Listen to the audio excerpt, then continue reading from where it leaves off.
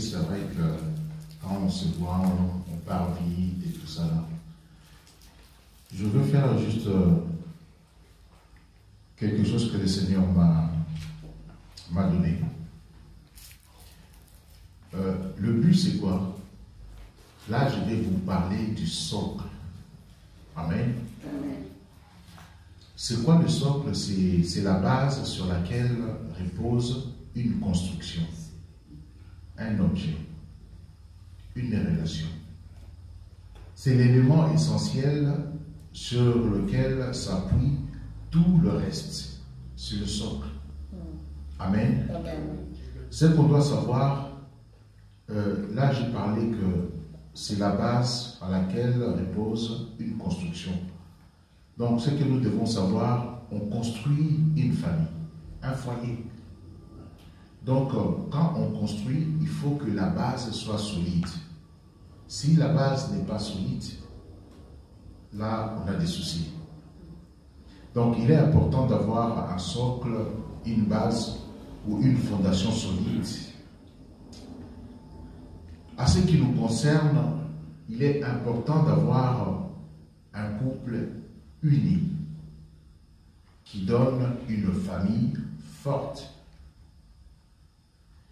Et à la famille forte découle une église forte. Amen. On ne peut pas avoir une église forte du moment où les composants de l'église qui sont de famille, il y a des familles faibles. Et pour que la famille soit forte, il faut que le couple soit fort. Donc c'est la base même de l'église. Comme on dit, la famille, c'est la cellule de base d'une nation, c'est la cellule de base d'une église. Amen. Quand on a des familles faibles dans l'église, jamais on peut prier, gêner, monter, descendre, on n'aura pas une église forte. Amen. Donc c'est pour cela qu'il est important de passer des moments comme ça pour changer des expériences, écouter les aînés et d'avoir une vision claire par rapport aux expériences des autres. Amen. Donc, ce que moi je veux vous parler, je parle du socle, donc c'est de la famille. C'est le principe fondamental pour sauvegarder notre foyer. Alléluia. Donc, je peux avoir, je peux prendre une bouteille. Vous voyez la bouteille qui est là. La bouteille, si je la mets là, là, je suis en train de bouger ma main. Elle fait quoi? Elle bouge. Hein? Elle bouge, mais elle ne tombe pas. Mais par contre, si cette bouteille-là, je la retourne dans ce sens-là, tu vois, plus elle va, elle ne tient pas.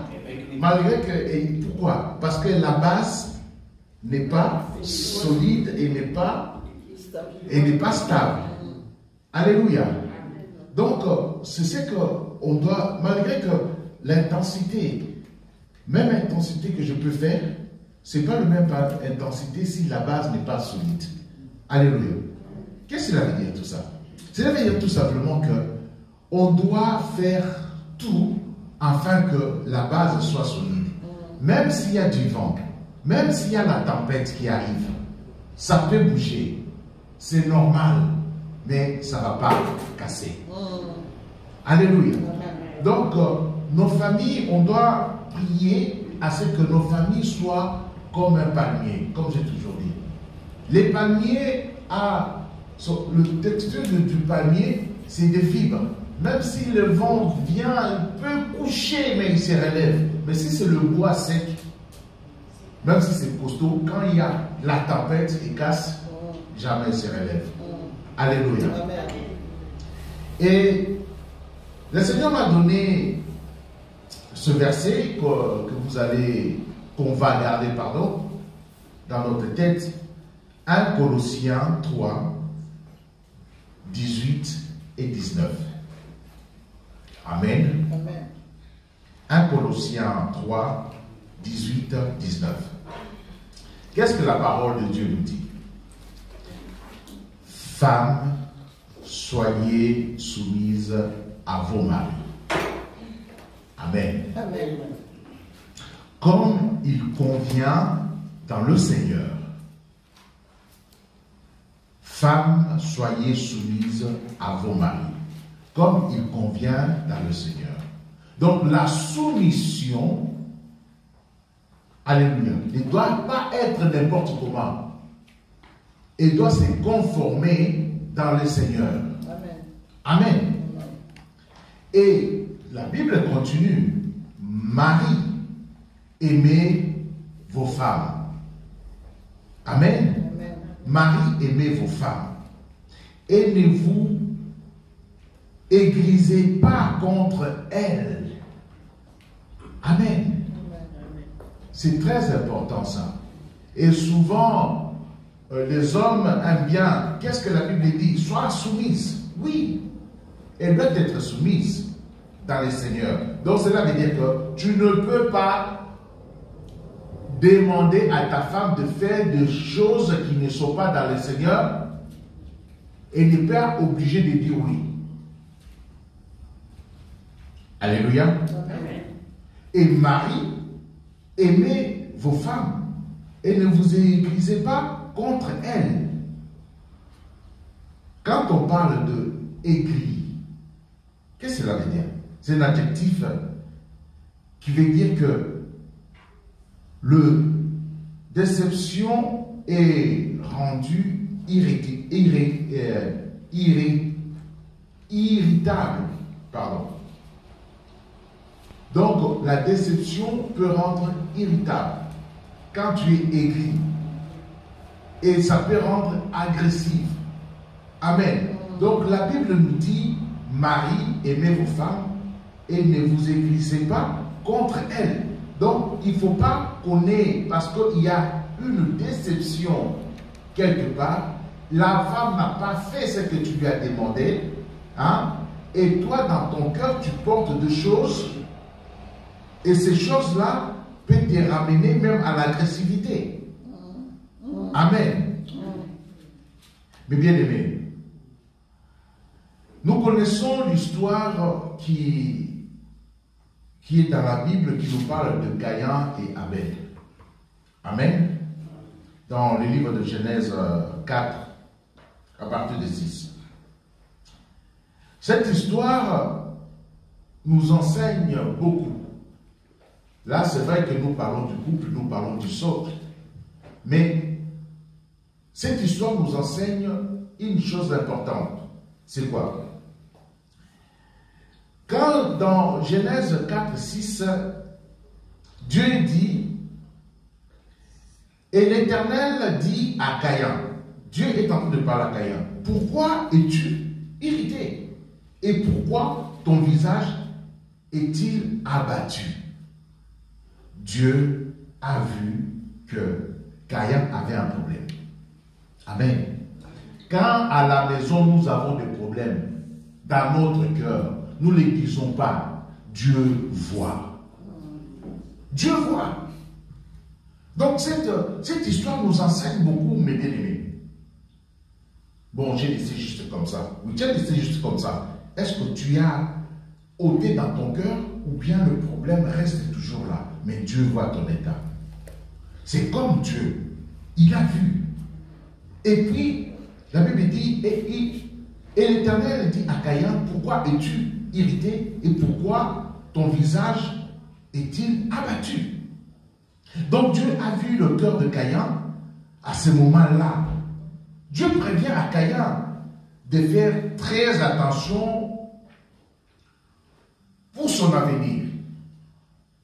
Alléluia. Quand on garde des choses dans le cœur, ça fait hériter ton avenir. C'est vrai. Tu vas faire des choses, oui, mais je n'avais pas réfléchi. Non, parce que tu as des choses dans le cœur. Amen. Mais il était prévenu.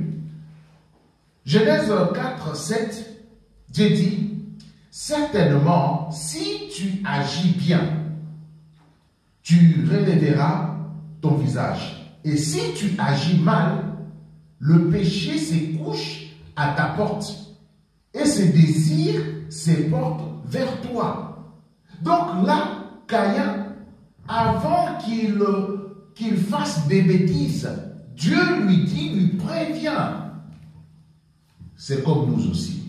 Dieu nous parle toujours. Quand nous avons des choses dans le cœur, et nous savons si on est en colère ou pas. Nous savons si, des fois, je ne veux pas parler, mais des choses me rongent quand je te vois. Des fois, on est dans le même lit, mais il y a des choses qui bouillonnent en moi. Mais Dieu voit. À ce moment-là, Dieu est en train de te parler. Des fois, c'est nous qui fermons les oreilles pour ne pas écouter Dieu. C'est comme Caïn aussi. Il lui prévient, il dit, l'ennemi a déjà vu ce que tu es en train de faire. Devant ta porte, il a mis un piège. Si tu agis bien, cela veut dire qu'il y avait un souci, c'est vrai. À tort ou à raison, on ne rentre pas là. Parce que il a dit que la jalousie était là. Donc, son frère, Dieu a honoré son offrande. Mais le tien, il n'a pas honoré. Bon, on ne rentre pas les pourquoi et les comment. Mais c'est l'état de son être que Dieu est en train de dire, oh, fais attention. Tu peux avoir raison ou tu peux avoir tort. Ce n'est pas parce que tu as raison que tu dois te mettre en colère.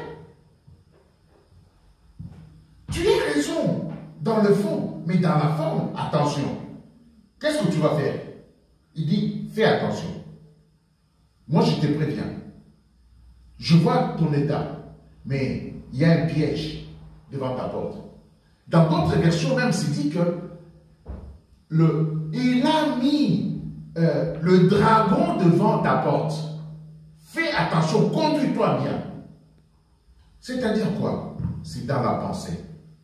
Tout vient dans la pensée. Amen. Amen. Dieu dit à Caïn, le diable a mis un piège pour éviter, a mis un piège devant ta porte, mais pour éviter la manifestation de ses plans dans ta vie, il est important que tu fasses attention. Mais toi, domine sur lui. Tu dois dominer sur le péché. Tu dois dominer sur ton état.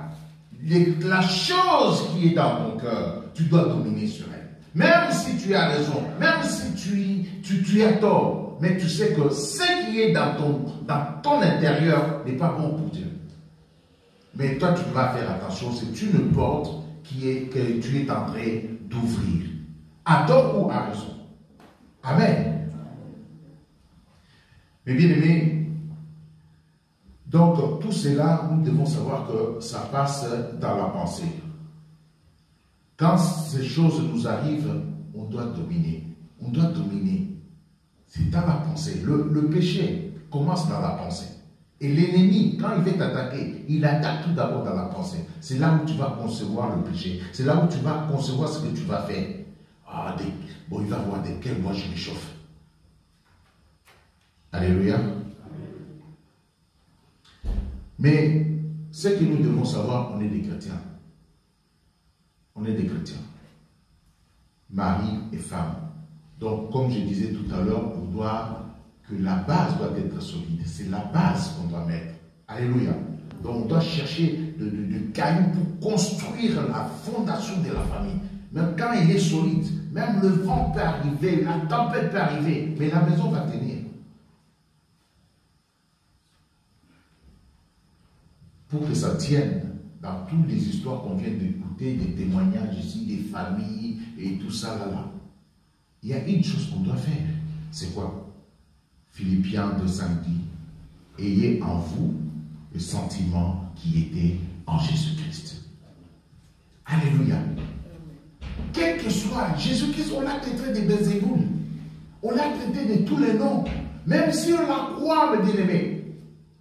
Quand on déchirait ses habits, il tirait en sort des habits. Vous savez ce qu'il disait? Père, pardonne-leur. Donc il a continué malgré, il a continué à pardonner.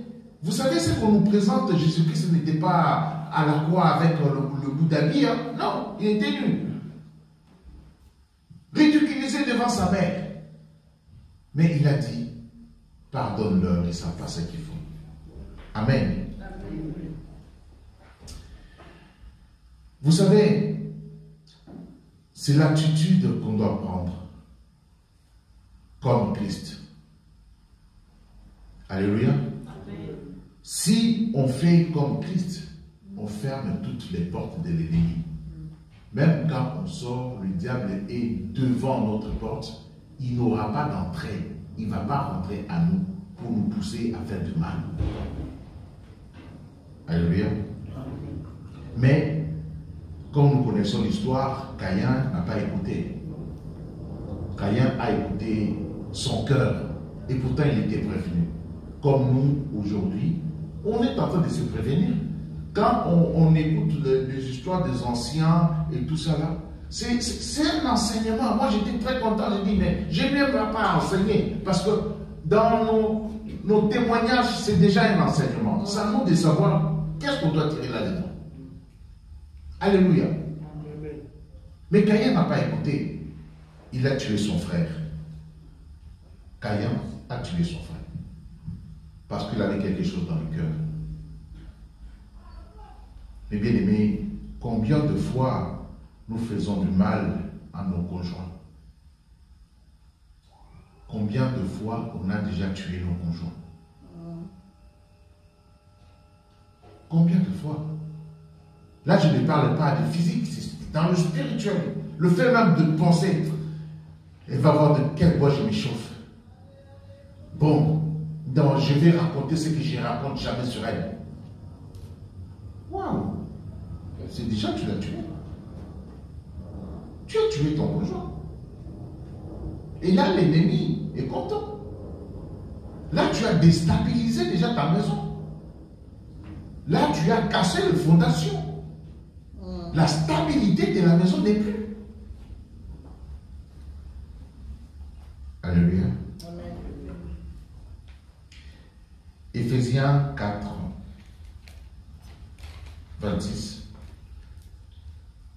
nous dit, si vous vous mettez en colère, ne péchez point, que le soleil ne se couche pas sur votre colère. Amen. Amen. Si je sais de m'arrêter là, il dit, si vous vous mettez en colère, virgule, ne péchez point. Donc cela veut dire que quand on se met en colère, qu'est-ce que cela veut dire? Vous savez, moi j'ai regardé, le dictionnaire nous dit que la colère c'est violent mécontentement accompagné d'agressivité. Alléluia. Violent mécontentement accompagné d'agressivité. Mais si la Bible nous dit, si vous vous mettez en colère, nous connaissons la colère sainte. Jésus-Christ, dans le temple, les gens faisaient n'importe quoi, il était en colère. Est-ce qu'il avait insulté? Non. Être en colère, c'est montrer ou dire son mécontentement de quelque chose. Ce n'est pas un péché là. Mais après, ça devient péché comment? Qu'est-ce que tu fais avec? Ta colère, qu'est-ce que tu fais? Tu deviens boxeur? Tu deviens Mike Tyson? Ne perds pas ton fil, pasteur. Oui. En fait, les grands-parents, ils disaient avant, quand deux couples le soir se sont pris la tête, ils ne doivent pas aller se coucher sans ne pas résoudre leurs problèmes s'ils ne sont pas d'accord avant d'aller se coucher. Mais c'est biblique, voilà. C'est biblique ça. C'est biblique ça. Alléluia. C'est biblique. Donc, quand tu te mets en colère, donc c'est là qui dit que tu n'es pas obligé de casser. Tu n'es pas obligé d'insulter. Donc tu dois dire que, mais pourquoi ça? Non, je ne suis pas content, ce n'est pas bien, ce n'est pas bien, ce n'est pas bien, et tout ça. Mais la colère devient maintenant, si ça, tu ramènes l'agressivité avec la colère, là ça devient un péché. Là tu t'es plus avec Dieu. Alléluia. Quand on est mécontent, il faut vraiment se maîtriser. Avant de parler à quelqu'un, allez prier. Amen. Amen. Si vous vous mettez en colère, ne péchez point. Et la Bible continue, frère Thierry, comme tu venais de dire, que le soleil ne se couche pas sur votre colère. Alléluia. Quand tu t'aimes, mon bien-aimé, il y a de ces couples-là, ils font 4-5 jours, ils ne se parlent pas. Vous savez d'une façon spirituelle, qu'est-ce qui se passe? C'est un boulevard des démons qui rentrent. Parce qu'il n'y a rien. Donc c'est là que la porte est ouverte. Alléluia. Donc on doit faire très attention. Très attention. Mais si on a, comme je disais dans Philippiens 2,5, ayez en vous le sentiment qui était en Christ. Christ, il est allé à la croix, premièrement, c'est tout pour nous pardonner. Premièrement, c'est pour nous pardonner. Donc, c'est les sentiments qu'on doit avoir. Donc, on doit se pardonner. On ne peut pas dormir sans qu'on puisse se parler. Là, on donne accès à l'ennemi. Alléluia. Donc, Éphésiens 4, 31 nous dit que toute amertume, toute animosité, toute colère, toute clameur, toute calomnie et toute espèce de méchanceté disparaissent du milieu de vous. Amen. Alléluia. C'est ça la solution. Amen, amen, oui, amen. C'est ça la solution. Amen. Quand on parle d'amertume, animosité, c'est attitude agressive, la colère, toute clameur, toute calomnie et toute espèce de méchanceté disparaissent du milieu de vous. C'est ça la solution d'avoir le sentiment qui était en Jésus-Christ. Amen. Quand on parle d'amertume, c'est le saveur, un mélange de la déception et la tristesse. Amen. Donc on ne doit pas avoir cette attitude-là, ni ces comportements-là d'amertume. L'amertume, c'est une porte ouverte qu'on ouvre pour que l'ennemi puisse rentrer dans notre maison. On ne doit pas avoir l'amertume. Amen. Amen. Donc, c'est quoi la solution? Éphésiens 4, 32. Soyez doux, bons, les uns des autres, compatissants, vous pardonnant réciproquement, comme Dieu vous a pardonné en Christ. Comme Dieu nous a pardonné. Donc là, on avait parlé du pardon. La première chose à faire, c'est les pardons, mes bien-aimés. Amen. Mais j'aurais juste une question à poser. si il y a un mécontentement entre époux, qui doit s'excuser en premier? Le mari. Moi, je dirais. Qui doit s'excuser en premier? Qui est la femme? Ou la femme qui doit être soumise? Moi, je dirais c'est le mari qui est le chef, qui doit montrer l'exemple. Donc,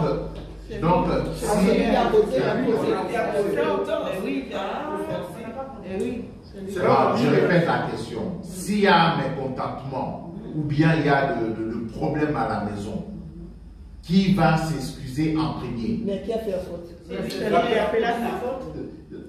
La faute, ça dépend de la lecture. Hein. C'est les maris. Bon, supposons les maris. Le mari a fait une faute. Et qui va s'excuser en premier? C'est le mari. Alors, si c'est la femme qui a fait une faute, qui va s'excuser en premier? C'est la femme. Mais et si la faute est partagée? Et qui va commencer? C'est les maris. C'est les maris parce qu'il est le chef. Parce qu'il est le chef. Il faut donner l'exemple. Amen. Vous savez, on peut réfléchir là-dessus. Mais moi, je dirais que la réponse la plus juste, c'est celui qui aime Dieu qui va s'excuser. Amen.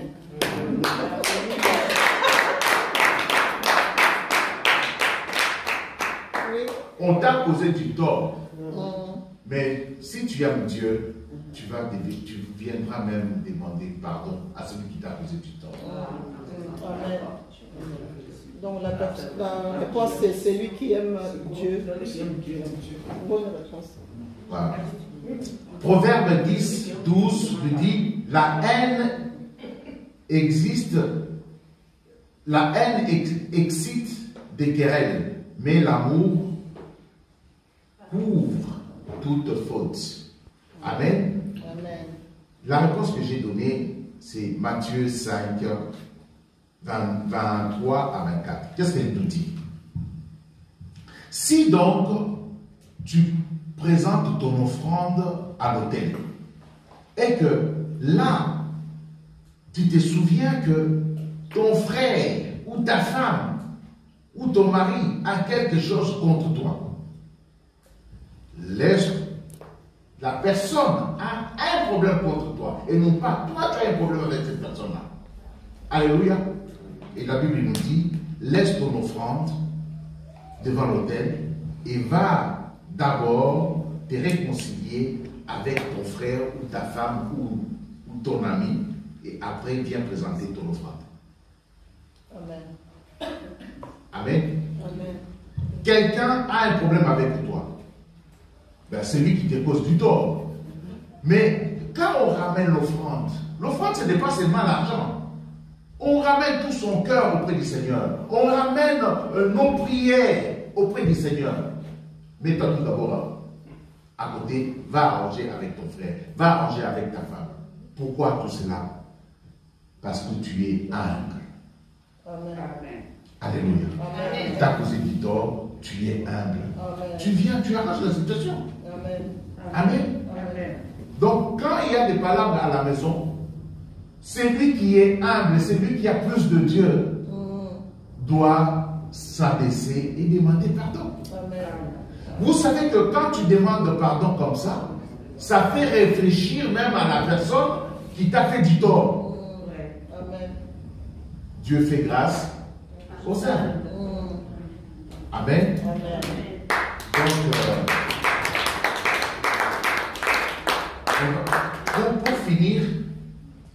Donc, pour finir, quand on comprend ça, on comprend déjà beaucoup de choses. Quand on parle de l'offrande qu'on ramène auprès du Seigneur, la première offrande qu'on ramène, c'est nos prières. Mais bien aimé, quand on est humble, il y a des choses qu'on ne peut plus faire. Même par rapport à nos conjoints, par rapport à nos femmes. Alléluia. Donc, ce qu'on doit savoir, c'est quand on n'est pas humble, ça ramène l'indifférence. Ça ramène l'hypocrisie à la maison. Parce que moi, je suis comme ça. Même tu es comme ça, gros dos, tu souffres. C'est vrai. Tu souffres plus. Ah oui, celui qui est gros dos, il n'est pas humble, il souffre. C'est un malheureux. Oui. Il n'est pas, tu ne seras pas tranquille. Bon, je ne vais pas lui parler. Mais quand tu me vois là, tu ne veux pas me parler. Est-ce que dans ton cœur là, tu es tranquille? Non. Ton cœur bat encore 2 fois plus. Alléluia. Amen. Manque de pardon, égoïsme, égocentrique. Il n'y a que moi qui est au milieu. Il n'y a que moi. Non. Ça ramène de mots à ne pas dire, ni à ne pas penser. Amen. Des menaces. Quelqu'un qui menace tout le temps, qui te menace parce qu'il n'est pas libre, il est lié. Il n'est pas tranquille. Si ça continue comme ça, je vais divorcer. Mais divorce.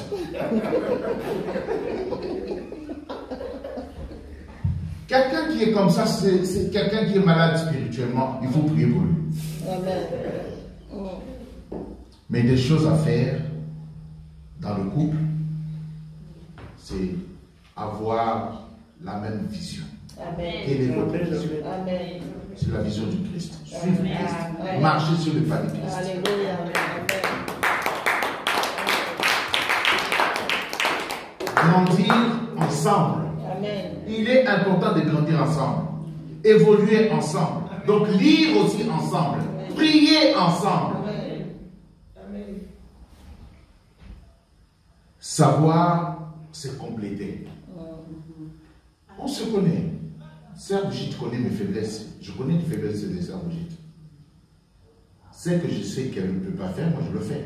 Ce qu'elle sait que je ne peux pas, donc on se complète. C'est comme ça qu'on sera solide. Amen. Alléluia. Partager ensemble de bons moments. Prendre soin de l'autre et soi-même. Commencez tout d'abord par prendre soin de l'autre. Tu ne vas pas dire que non, je me prends tout d'abord soin, après je prendrai soin de toi. L'égoïsme. Alléluia. Pardon. Prendre soin tout d'abord de l'autre. Amen. Quand il est malade, tu t'occupes de l'autre. Et quand il y a peu à manger, tu laisses à l'autre.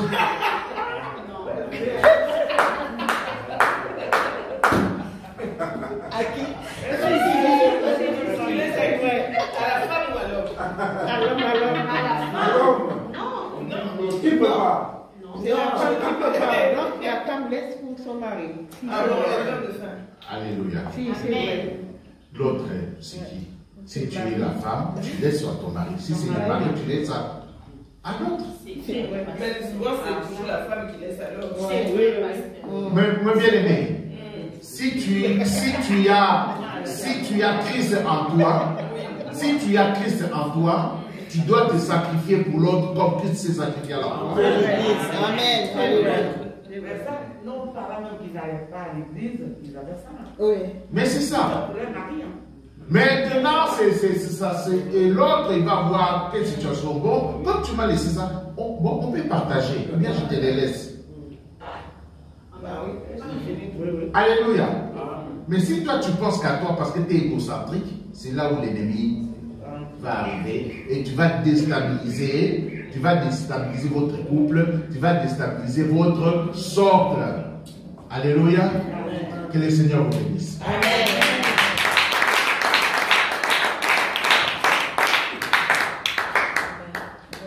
Amen. On va se lever, on va prier parce qu'il y a papa qui va partir. Et puis, nous allons prier en couple. Amen. Amen. Donc, tu vas prier pour ton conjoint. Amen. Amen. Tu vas les bénir.